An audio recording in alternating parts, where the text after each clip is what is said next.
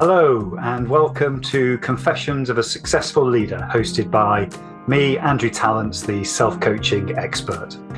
In each episode of the show, we hear the insightful confessions of a successful leader who wants to inspire others to live their professional and personal dreams.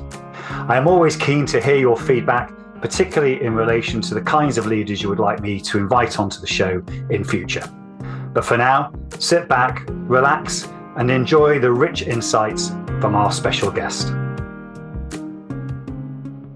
Hello and welcome to another episode of Confessions of a Successful Leader with me, Andrew Tallents, the self-coaching expert.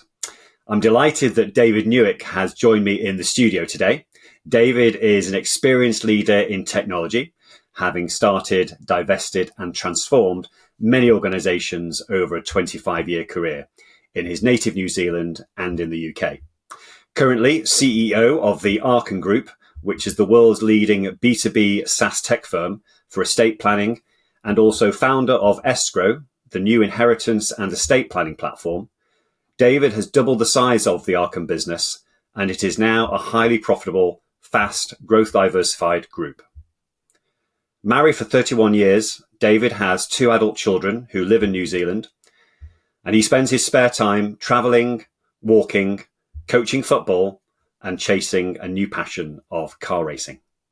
David, welcome to the show. Wonderful to be here. Yeah, fantastic opportunity to connect with you, Andrew, and to have a chat about some things that I'm really passionate about.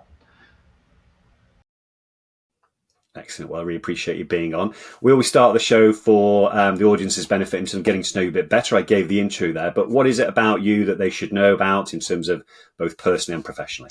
Yeah, look, I guess I said in the bio there that the highlights of what I've been doing, but to dig a little deeper into that, I have been involved all the way through my life in helping others, and a large part of my purpose is in assisting other people in any way that I can, and that has certainly manifested itself through business and through sports, and sports has been a very large part of what I've done. I've run a very successful football club before in New Zealand, and sport and community is a large part of kind of who I am, and you find that the two blend together inextricably.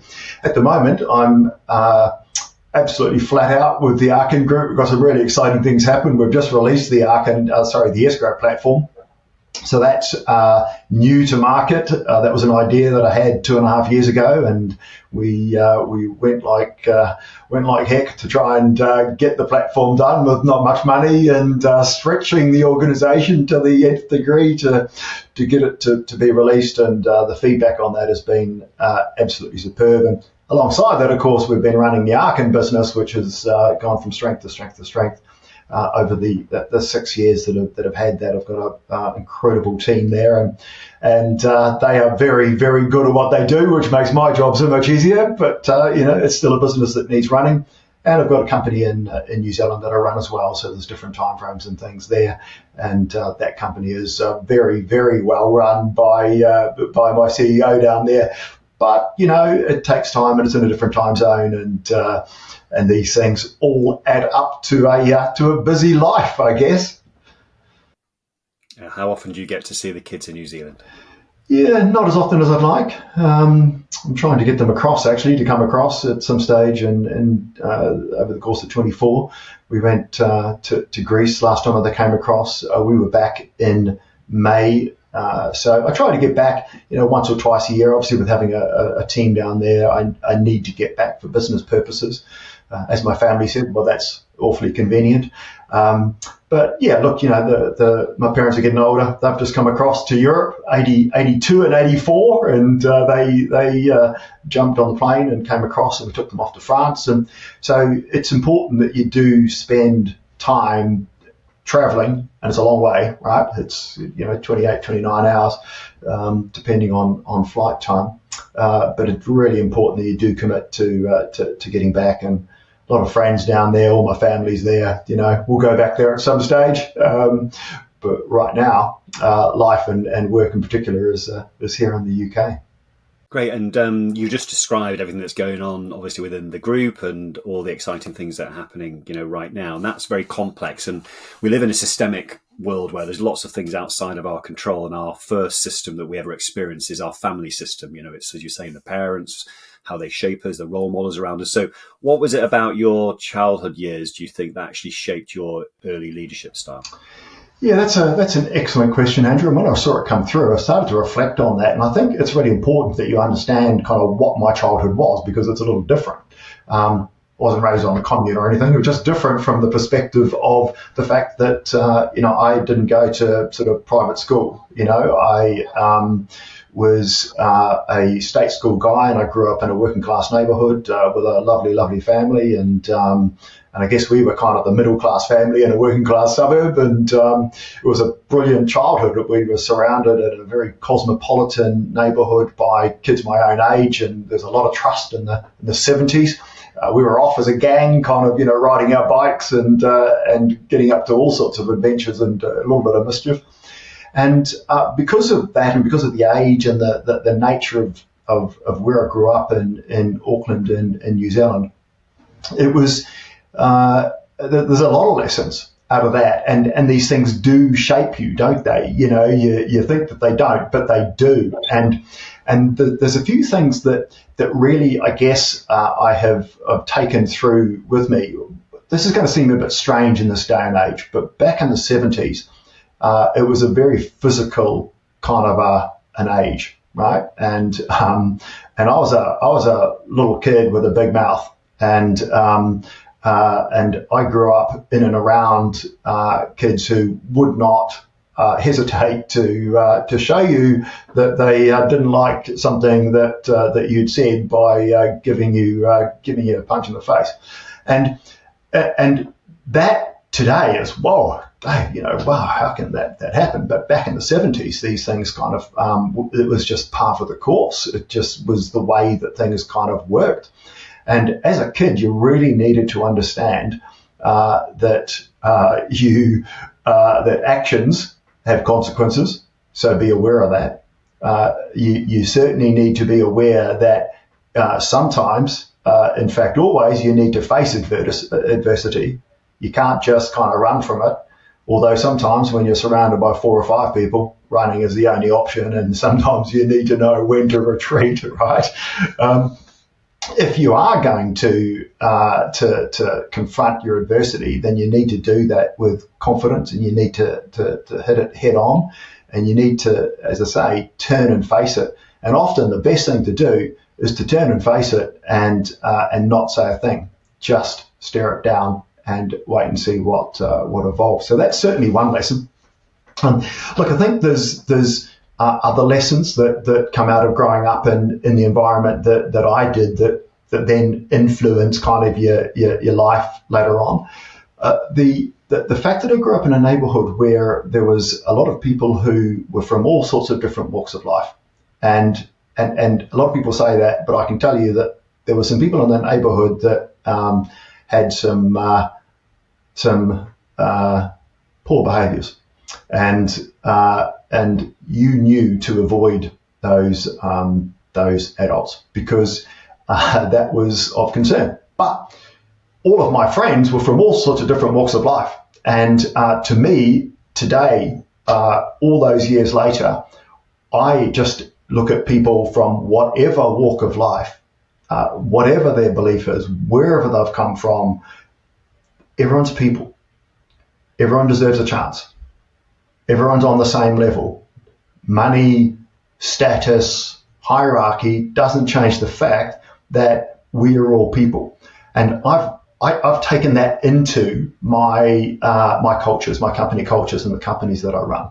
And obviously, look, companies are hierarchical environments, and you need to have some degree of command and control. But also within that, you need to absolutely understand that you are fundamentally dealing with people, and life does not stop at the door. And people come from all sorts of different walks of life and different experiences, and they go through different times of hardship and excitement. And just as it was when I grew up as a kid, it's the same now, probably even more so now, that you need to understand that. You need to get to know who the people are first. And once you understand that, leadership certainly becomes a heck of a lot easier. Look, I think the last thing is building trust and building lasting relationships. I have I have a wonderful friend. As I said, I was a skinny little kid, and I lived next door to Rarotongan family. His name was also David, and he was a year older than me. And Pacific Island boys are bigger than European lads, right? And so he was Big Dave, and I was Little Dave, and that even when we see each other, I saw him in May, was Big Dave, hey, Little Dave, and Auntie Sharon and Uncle Peter, and it was like two families, kind of, but living in separate houses, and those relationships last today. And so from that base in my childhood, you know that you build relationships and that you can trust those people, and that people are fundamentally good all around the world. And that's just been reinforced with the amount of travel that I've done. People are fundamentally good, and you should trust them. And we should actually embrace that. And certainly from a company culture perspective, that's been one of the core tenets, if you like, one of the totem poles of my leadership is get the right people, right? But when you get the right people, trust them. Give them an opportunity to go and do what they can do, because just as it was in my childhood, it's exactly the same in business. Yeah, thank you for that. And that leads nicely into the lessons we have from those childhood experiences, where sometimes it doesn't work for us. For me, I was in a position where I had to be resourceful at a young age. I had to look after myself, not rely on other people. Although that was very successful for me in my leadership journey, it did mean that I sometimes cut my nose off to spite my face. I probably didn't ask for help as much as I should have done. There were definitely things that were happening in my relationships that were informed by my childhood, which I only started to learn more about when I was 40, 45. So what was it for you, David, in terms of when did you first notice that some of those maybe early experiences that served you well in your earlier years of leadership starts to impact you a little bit more adversely? Yeah, look, it's a great question, isn't it?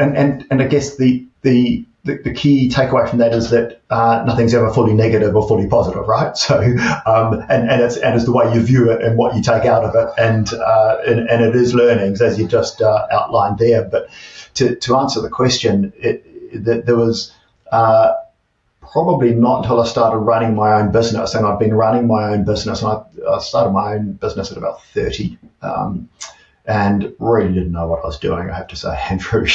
And there was a lot of hard lessons in that first startup, and there was some kind of stuff that held me back because I had these kind of childhood experiences, right? So I probably fundamentally had some doubt in myself. I limited my expectations. I put a glass ceiling on the top of the ambition, and didn't really fully embrace actually the opportunity, and in fact probably spent too much time looking down into the business and making sure that everyone below me was okay, which is a good thing. But you can't just do that, right? You've got to be able to actually, smash through those glass ceilings. You got to think about what the art of the possible is, and know and trust yourself that you have the capabilities to achieve anything. And where that's kind of got to over the years is that I have the saying that I say to myself, kind of becomes part of a mantra that I say, that anything is possible, anything. And I say this to myself often, because now the glass ceiling has disappeared. There are no barriers. The barriers that I put in place are the ones that I put in place. Anything else is just a problem, just a challenge that I know that I can solve. And it's really just about the way that I think about that problem or challenge or the opportunity that it creates. So yeah, look, I think there was certainly some stuff which it's logical, psychologists would probably say, well, that's completely normal, Dave, there's nothing unusual about that at all. The other thing I'd say too is that I spent a lot of time, and I alluded to this in the introduction, playing team sports, and that fundamentally has been has really shaped the way that I view things, because you do need to learn how to play and to work in a team, and you need to understand that the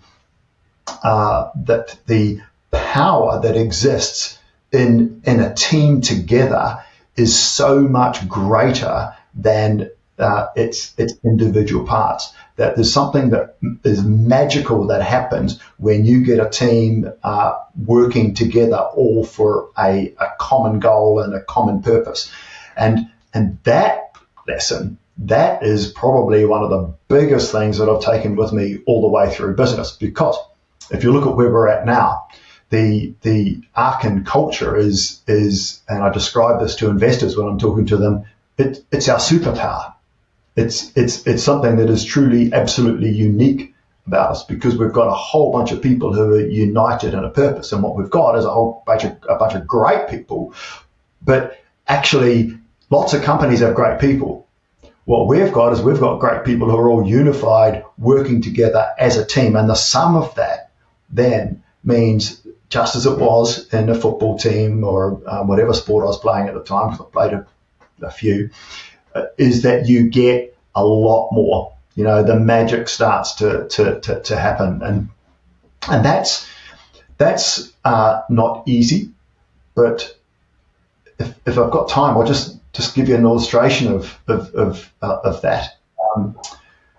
When my son was about 5, he started playing football, and I took him down to the local football club, and I hadn't played football for a long time, and it was a local neighbourhood club called Birkenhead United. And I went down there and started to kind of feel the old football juices flowing again, and one thing led to another, and I started kind of helping out on a Saturday morning, putting out the goals. And long story short, I'd sold one of my businesses, and I was kind of a bit of a loose end, and had time on my hands and money in the bank, and was struggling to get my mates who are all still working to come and play golf and go fishing with me, and ended up as the president of this football club.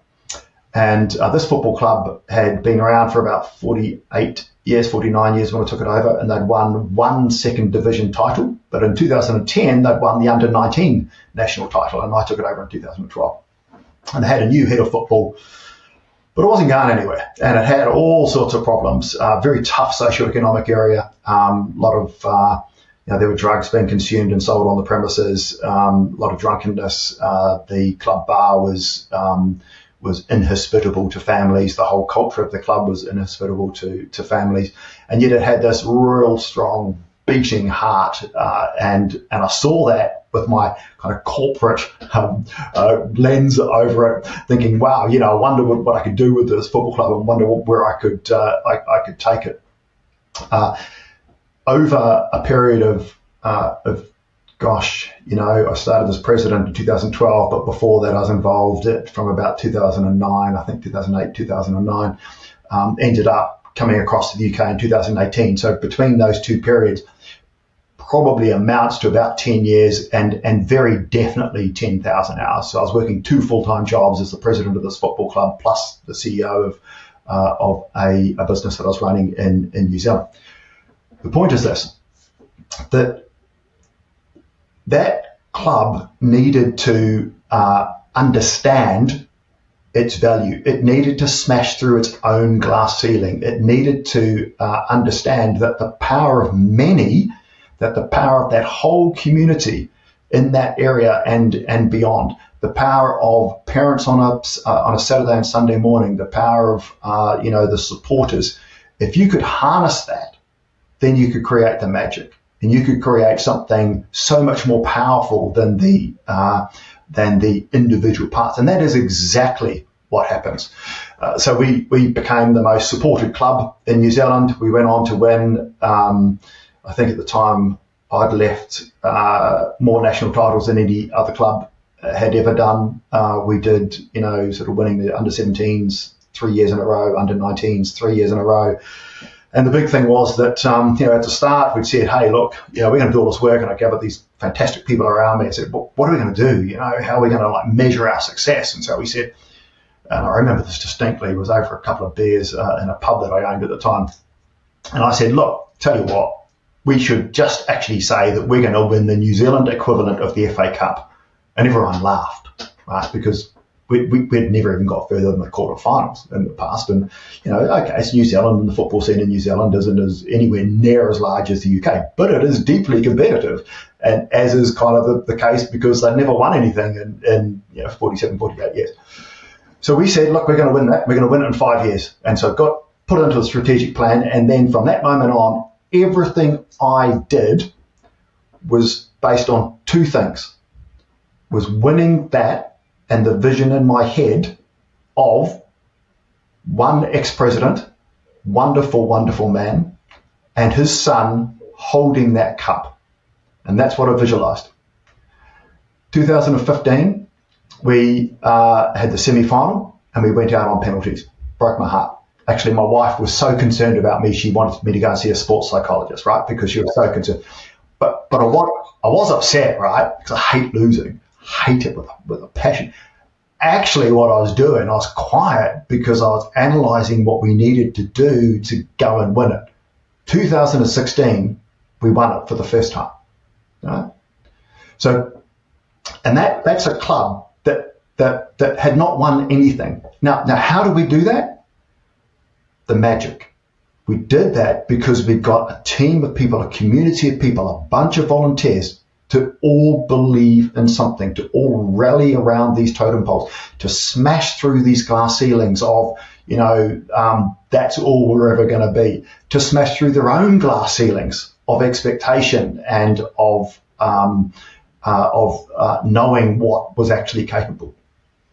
I love that story, and it ties into what you were saying about the childhood as well, and having those dreams and believing yourself and getting to a position when you had your own business as well, not having that glass ceiling anymore. So for the audience that are listening and watching and hearing that story that you've just told, what was the key to you managing the negativity that would have come up when these visions were created and the dreams were there, both from outside of you, but also inevitably within you as well? We're human beings. We have this self-doubt, negativity. How did you manage that on an ongoing basis, David?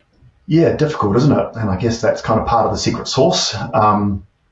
And as you say, it's completely natural that people doubt themselves. And there are times where you doubt yourself more than at other times. And there are times where it is harder than at other times. And there are times when you get a lot more negativity. And, I've had that in business. I've had various different experiences where different businesses that I've run have been kind of, really, really in trouble financially. I remember one business that I was running and the ongoing viability of that business came down to one meeting with a funder. And I needed to get that guy across the forecast of where we were going because we were off the covenant, right? And we needed to get him to go, yes, I'm going to continue funding you. So that's a tough time because you've got a whole bunch of people you've got to pay and you've got their livelihoods in your hand and that's massively, massively stressful. So, I think it's really, it's a really difficult thing to have to manage, but you manage it. And the more of that you do, strength through adversity, right? Because you just get kind of better at the way that you look at these things when they come along. You get better at understanding actually, well, hey, let's break this down into a series of little problems, right? It's not just one big problem. And let's just focus on the 3 feet in front of me right now, because if I've got things coming at me left, right, and centre, and I can tell you the football club is like that, good grief, trying to do that at the same time as my CEO job. And I would have a task list of about 50 items and it never got less than 50. and I was trying to drive the club forward, and I'd get a lot of negativity. What are you doing, Dave? Why are you doing that? We need to do this. Don't do that. Do this. I don't want to do that. You know, and all these kind of things as I confronted behaviours and confronted and brought about change. And you need to kind of sometimes just focus on, okay, right, this is where we're going. This is the big picture. That's the direction. This is my vision of it. But actually today, right now, because I've got so much chaos going on, I just need to focus on the 3 feet in front of me. So these are the things that I'm going to do. When you do that, you're very clear in your own mind and you're able to focus. But also what happens is you focus other people. It's like, don't worry about that. We're not doing that right now. Yes, that's important, but we're going to do this because this is the stuff that we're going to focus on right now. And yep, that's going to lead us towards this. Let's not forget that that's kind of where we're going. Look, I think the other thing too is just you've got to know yourself, don't you? And the older you get, the more you know yourself and the more confident you get in and around that. The more experiences you've got, the more learnings you take on, the more you kind of, check your attitude and make sure that, it is what you know it should be. And so you know where your levels sit, you know what you're capable of, and you know what the warning signs are. So that this will come into sort of more about sustainability. But once you get to that place, you can understand, okay, right, I'm at the end of my tether here and I've got too much going on and I'm delegating as much as I can, and I just need to be super extra clear actually that I am not Mr. Incredible and I am not Superman. I am David and I'm going to do as much as I possibly can, and I can probably do more than what I realize I actually can, but this is the stuff we're doing today. This is the stuff we're doing tomorrow. I love that, and ties into something that's been reported recently and researched slowly around resilience. And I think in the old days when we were growing up, resilience was all about, as you were saying, were those kinds of people around us that if we actually got battered down, we had to get back up again, stiff upper lip, and on we went. And there's some truth to that. But certainly new research suggests that actually for us to draw on the kind of resources that you're talking about when we're in those kinds of difficult positions, it's also important for us to get lots of sleep, really good nutrition, lots of space to think, really to have time to be present, not just in nature, but with our loved ones. How important were those things for you in those moments where it got really tough to be able to look after yourself from those aspects?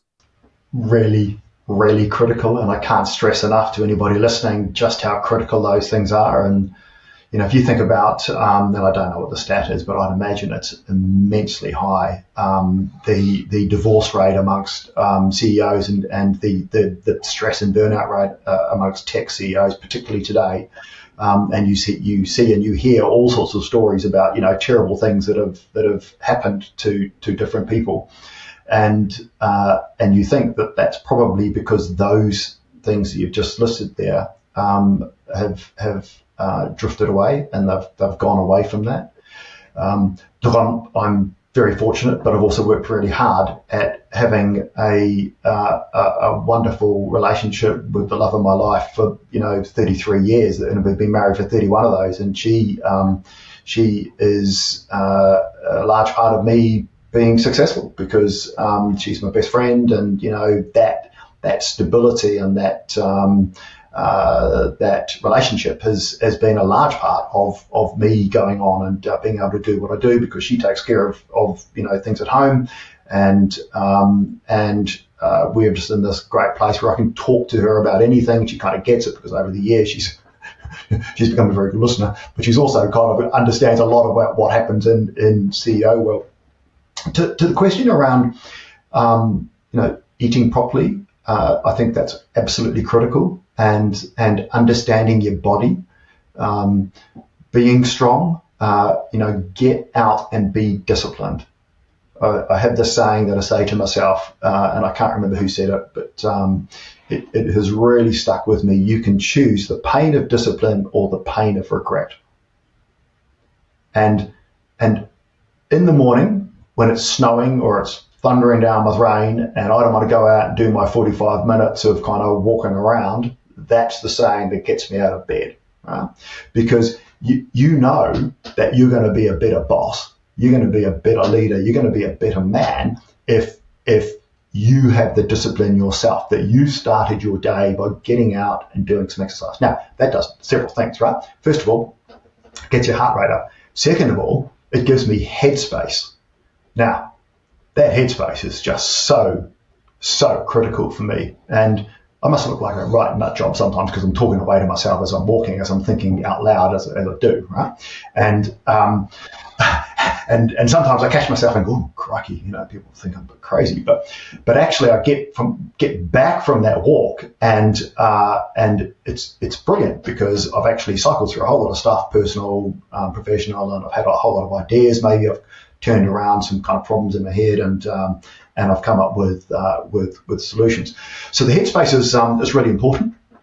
I'll just keep you on that for a bit because you can do a 45-minute walk every morning, and that's great. And I do yoga, and yoga's been unbelievable for me. That's been a real life lesson, not just in terms of flexibility, but in terms of the headspace and all the lessons that it gives you in terms of breathing and all of those other sorts of good things. And if you get me on that soapbox, Andrew, I'll be here for another 45 minutes. So I'll park yoga there, but people do yoga. It's brilliant for you, particularly as you get older.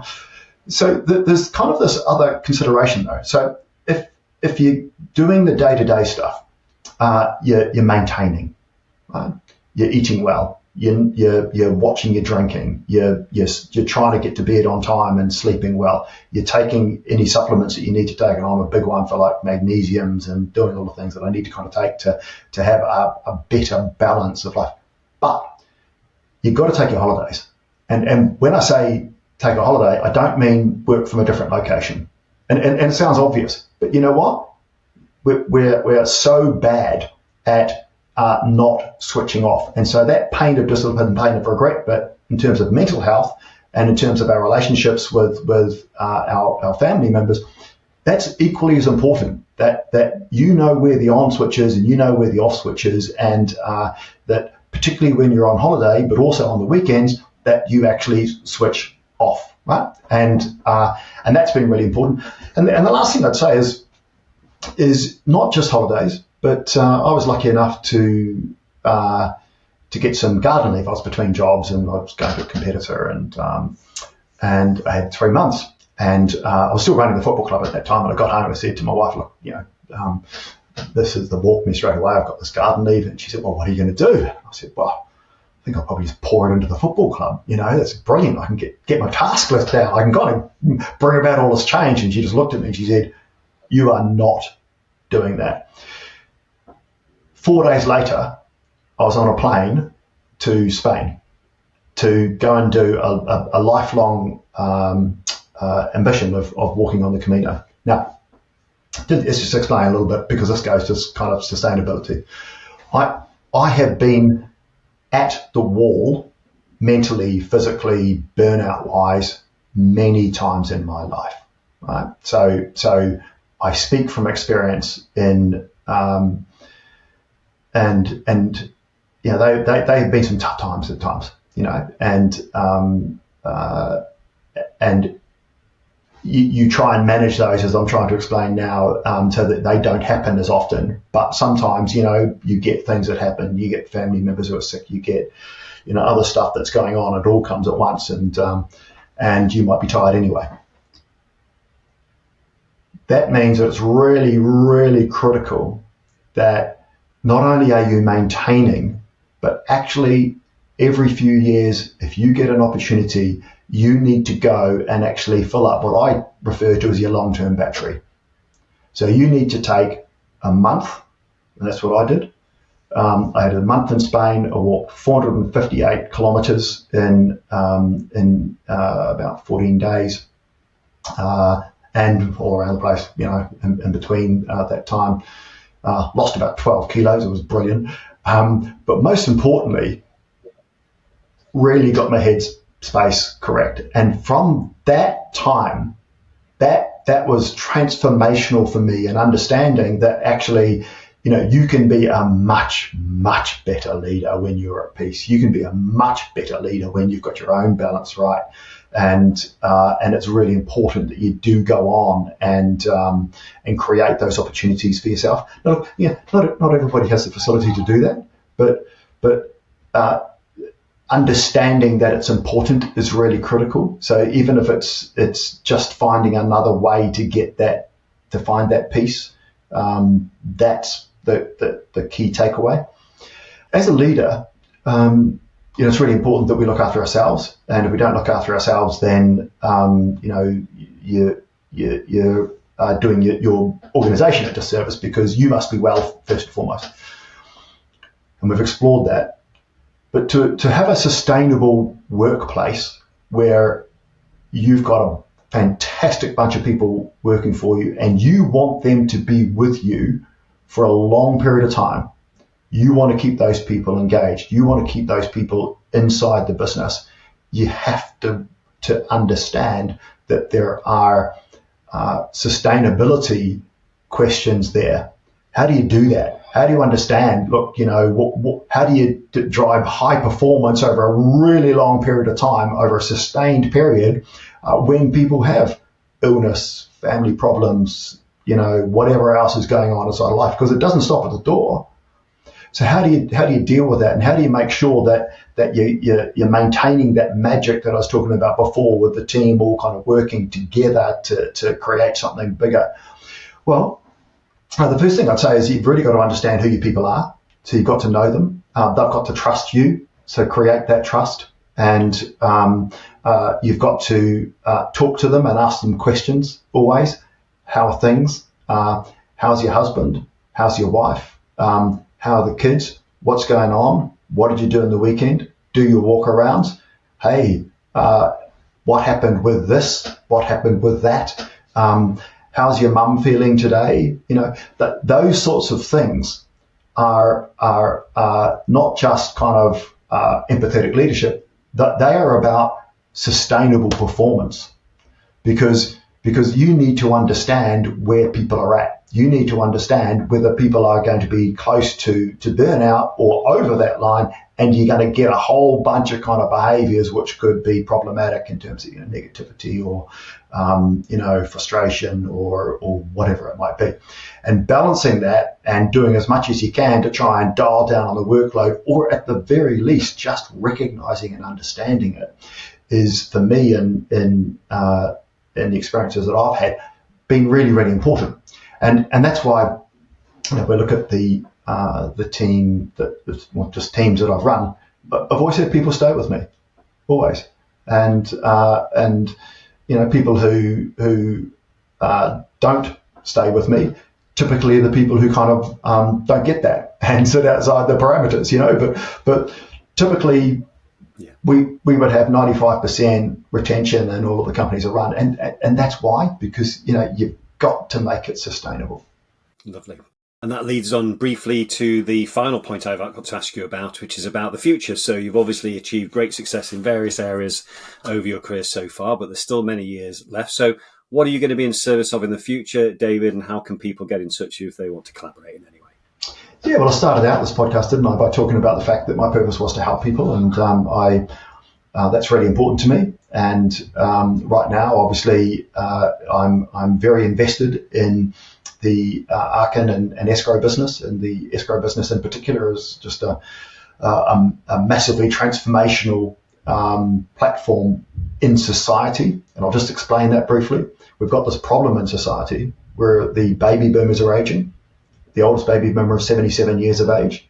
And as they start to pass away, bearing in mind the average life expectancy is, in most first world countries, 78 to 81 years of age, inheritance happens. The baby boomers are the wealthiest generation of all kind. Huge numbers of wealth that's going to be transferred. Even in the UK alone, it's £5.5 trillion over the next 30 years. Now, that's a problem, right? So I'm really invested in the purpose of escrow, which actually solves that problem. That, to me, if I can make that a success, it's not just a commercial success, which is brilliant. Actually, I'm solving problems in society, and I'm actually helping people because I'm making sure that wealth is transitioned. I'm making sure that there's a family conversation about death and estate planning and inheritance, and that should help solve conflicts, and maybe it might bring families together, and there might be more communication and things like that. So that's a large part of kind of where I'm at. and that will occupy my next sort of 3 to 5 years. If we're looking a little bit more long term, I miss my football club days. It was a very special time for me, even though I damn near killed myself. But it was a very special time for me, and I would love to get back to doing some form of kind of community service at some stage. Once we've got through this next cycle of Arkin and Escrow, I would imagine that I will find something that is able to help people in a community sense. Not quite sure what that will be, but I'm determined that I can do that. To answer the second half of that question, if people are interested in talking about the Great Wealth Transfer, if people are interested in talking to me about the Great Wealth Transfer, or having me talk about that and just talk about kind of inheritance and even death and things like that, please reach out to me. Really happy to have a conversation with you about anything I can help you with on that side of things. On the Arkin side of the business, which is a legal tech business doing mostly document automation for estate planning, if law firms want to talk to me, please sing out. Would love to talk with you about how we can help you help people, because typically law firms kind of help baby boomers, right? Particularly in private client. Well, how can we help you help a different tranche of clients as well? How can we help you with the people who are going to inherit a whole lot of wealth? The Gen Xers like you and I, Andrew, and the millennials. So, yeah. Great. Well, David, I really appreciate you sharing your experience with the audience today. I know many of them would have come away with their own ideas about how they can lead themselves more effectively, how they can lead others more effectively, create that kind of team culture that brings that stickiness and sustainable success over time. So thank you again for coming onto the show. I really appreciate it. Well, thank you. Fantastic opportunity, and really hope that the listeners did take something out of that. And as I say, if I can help anybody at any time, please just reach out and find me on LinkedIn or some other way. Great. Thanks, David. And thanks for everyone for watching and listening. Goodbye. I hope you enjoyed this episode of Confessions of a Successful Leader. You can access all previous episodes of the show at confessionsofaSuccessfulLeader.com. If you are interested in finding out more about conscious leadership and self-coaching, just type in Andrew Talents into LinkedIn or your favorite browser, and you'll find my contact details and all the content that you need. Until next time, don't forget to stay present, curious, and above all, conscious.